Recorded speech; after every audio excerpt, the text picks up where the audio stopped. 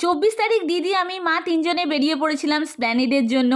সেই জুলাই মাস থেকে শপিং শুরু করে আস্তে আস্তে অনেকটা জমা করে ফেলার পর সেদিনকে বেরিয়ে পড়েছিলাম। স্টুডেন্টদের পড়ানোর পরে প্রায় 1:30 বেজে গিয়েছিল, 1:30 বা 2টো, সেই সময় বেরোলাম, একটু দেরি হয়ে গেছিলো। তারপর এখান থেকে টোটো করে যেমন যাই চলে গিয়েছিলাম। তার কারণ সবটাই হয়ে গেছে, শাড়ি জিন্স টপ সব হয়ে গেছে। তোমাদের পরে বলবো কী কী হয়েছে, তার একটা হল ভিডিও না হলেও বলে দেবো, ঠিক আছে?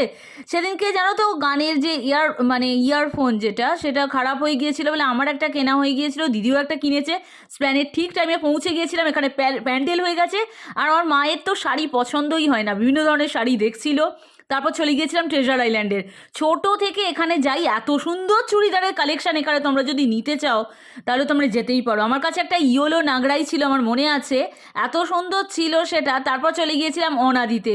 এখানে যাবো আর মোগলাই খাবো না, তারপর জল খেলাম, তারপর মজা করতে করতে বাড়ি চলে এসেছিলাম। বাই।